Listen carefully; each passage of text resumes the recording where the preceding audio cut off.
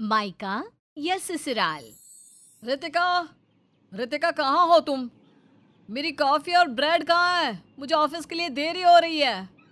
रितिका। कपिल बेटा, उस कल मुही को ढूंढ कर कोई फायदा नहीं, वो घर पर है ही नहीं। क्या मतलब? अरे चली गई है महारानी फिर से अपने मायके। उसकी माँ की तबीयत खराब हो गई है, उसके मायके वालों की तबीयत और उनके पैसों की तंगी। ये रोना तो जीवन भर कभी खत्म ही नहीं होने वाला। तंग आ गई हूँ मैं तो। बेटी धर्म से बहू का धर्म निभाना छोड़कर ये तितली बनकर कभी इस फूल तो कभी उस फूल पे यही करती रहती है। रितिका की शादी कपिल से हुई होती है। ससुराल में सास राजलक्ष्मी, ससुर अनुपम होते हैं। रितिका एक बहू होने के साथ साथ एक बिजनेस वुमेन भी होती है और वो शहर की एक अच्छी कंपनी में काम करती। रितिका के मायके में उसकी माँ गीतांजलि, पापा ब्रिजेश, छोटा भाई अश्विन जो कॉलेज में पढ़ रहा होता है और दादी सुहासिनी होते हैं। रितिका के मायके वाले आर्थिक रूप से तंगी में रहते हैं, इसलिए जब भी ज़रूरत हो तो वो वहाँ जाकर कुछ दिन रह लेती या उन्हें पैसे दे देती। रितिका बिटिया, मैं अभी ठीक हूँ, तू जा। राज लक्ष्मी जी वहाँ अकेली होंगी, अनुपम जी और दामाद जी भी अकेले होंगे। तेरे ससुराल में तेरा होना बहुत ज़रूरी है, जा तू। ओके माँ, डॉक्टर ने कहा है कि आपकी तबीयत अभी एकदम ऑल राइट है, इसलिए मैं उनकी बात मानकर जा रही हूँ, वरना मैं यहीं रुक जाती कुछ और दिन। रितिका बिटिया, तेरी शादी होने के बाद भी जिस तरह तू अपने मायके और ससुराल को एक साथ मैनेज करती है वो वाकई में काबिल तारीफ है। एक लड़की होकर भी घर गृहस्थी, कामकाज, मायका, ससुराल, इतनी सारी जिम्मेदारियों की गठरी अपने कंधों पर लेकर चलना बहुत मुश्किल है बेटा। अब आखिर पोती किसकी है?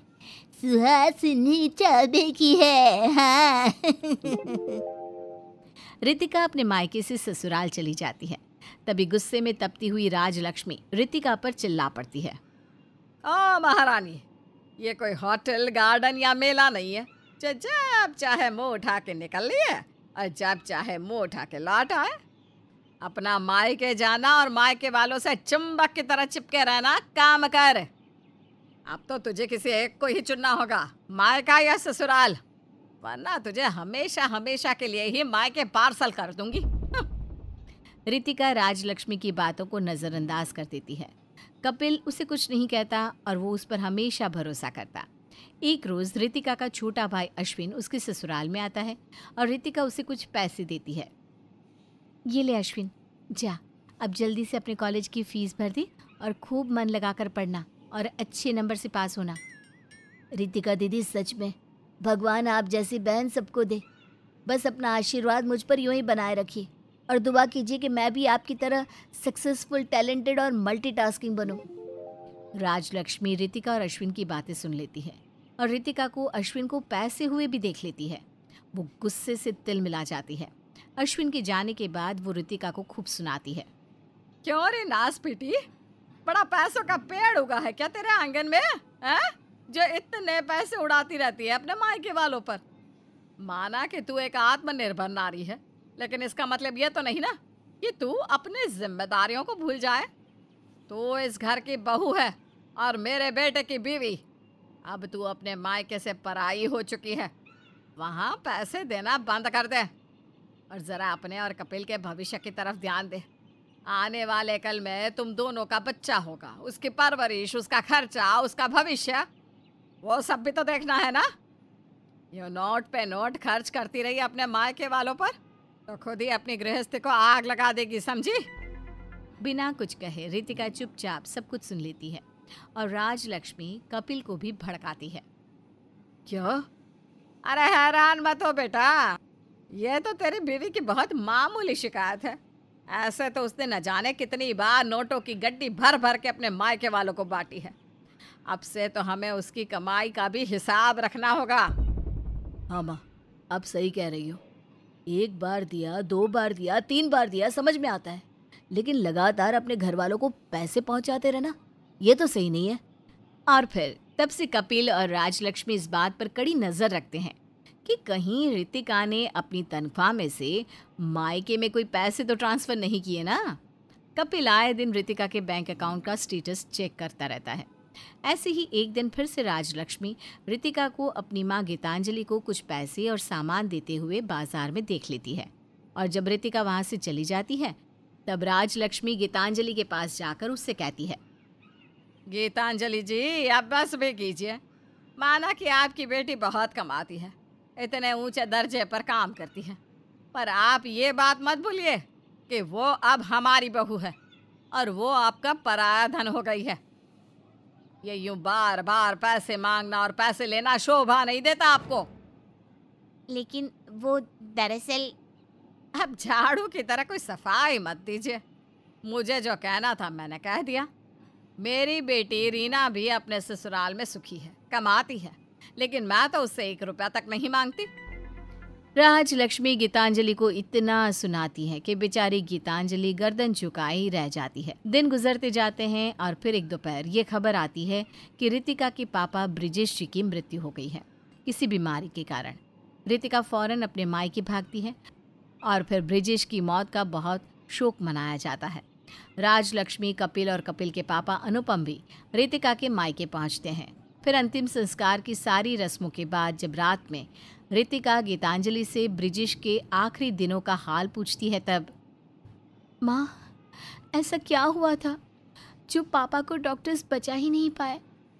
रितिका बिटिया, वो पैसों की समस्या खड़ी हो गई थी। ब्रिजेश जी के ट्रीटमेंट के लिए और भी पैसों की ज़रूरत थी और मैं तुझसे मांग भी नहीं पाई क्योंकि कुछ दिनों पहले ही समधन जी ने मुझे बहुत सुनाया था। हमें तेरा बसाया घर नहीं तोड़ना था रितिका बिटिया। अब सबका दिमाग कहाँ था? अरे ऐसे हालातों में तो दुश्मन भी इंसानियत का हाथ बढ़ाकर मदद करते हैं। तो मैं अपने पापा के लिए अपने ससुराल वालों की 4 बातें नहीं सुन पाती क्या? ये आप लोगों ने बिल्कुल अच्छा नहीं किया, बहुत गलत किया। माँ, दादी, अश्विन और उससे भी ज़्यादा बुरा माँ जी और कपिल ने किया है। रितिका अपने ससुराल जाकर अपना सूटकेस बैग पैक करती है और ससुराल को छोड़कर जाने का फैसला लेती है। जाते जाते राजलक्ष्मी और कपिल को गुस्से से कहती है, माँ जी, कपिल, ये जो कुछ भी आप दोनों ने किया है ना मेरे साथ और मेरे मायके वालों को जो सुनाया है ना, वो बहुत बहुत गलत किया है। माँ जी, आपकी इन सभी हरकतों के कारण आज मेरे पापा हम सबके बीच नहीं रहे। मैं उनके इलाज के पैसे दे नहीं पाई और माँ आपके खौफ से मुझसे पैसे मांग नहीं पाई, बस इसलिए कि मेरी गृहस्थी बर्बाद ना हो और आप लोग मुझे डांटे ना। इतना सब कहकर रितिका वहाँ से चली जाती है।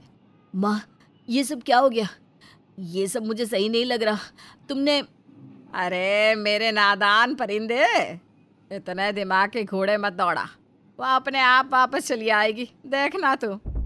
रितिका अपने मायके रहने लगती है और फिर कुछ दिनों बाद अचानक से कपिल की तबीयत बहुत बिगड़ जाती है और तब राजलक्ष्मी और अनुपम बहुत घबरा जाते हैं। डॉक्टर आते हैं और चेकअप करके कहते हैं कि कपिल को टाइफाइड हो गया है, लेकिन तभी उसे हॉस्पिटल ले जाने के लिए अनुपम और राजलक्ष्मी के पास पैसे कम पड़ जाते हैं। कपिल की सैलरी भी नहीं आई अब तक, मेरे पास भी ज़्यादा पैसे नहीं बचे। अब हम क्या करेंगे राजलक्ष्मी? वही तो, अभी हाल ही में कपिल ने सारे EMI चुकाए हैं और राशन और बिजली का बिल भरा है। घर पर पैसों की कमी पड़ जाती है और जब राजलक्ष्मी अपनी बेटी रीना से पैसे मांगती है तो, माँ, मैं पैसों की हेल्प नहीं कर पाऊंगी, मेरे ससुराल वाले मना कर रहे हैं। ठीक है बेटिया। अनुपम और राजलक्ष्मी बहुत चिंताग्रस्त हो जाते हैं। तभी अचानक से वहाँ पर रितिका आ जाती है और वो पैसों की मदद कर अपने पति को हॉस्पिटल ले जाती है, उसका इलाज करवाती है। कुछ दिनों बाद जब कपिल ठीक हो जाता है तब हॉस्पिटल में, मुझे माफ़ कर दे रितिका बहू, मैं गलत थी। तुझे हमेशा से ही अपने मायके वालों से दूर रखा मैंने, लेकिन मुझे अपनी गलती का एहसास तब हुआ जब मेरी अपनी बेटी के ससुराल वालों ने उसे हमारी मदद करने से इनकार कर दिया। समधी जी की मौत की जिम्मेदार मैं हूँ।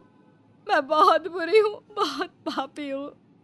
तू घर चल बेटा, मुझे तेरी याद सताती है। बस माँ जी, बस, आपको अपनी गलती का एहसास हो गया, यही बात है मेरे लिए। बस एक बात इस समाज को समझनी चाहिए कि जब एक लड़का शादी के बाद भी अपना मायका और ससुराल संभाल सकता है, तब एक लड़की भी अपना मायका और ससुराल क्यों नहीं संभाल सकती? वो बिल्कुल संभाल सकती है। लड़का और लड़की दोनों बराबर हैं।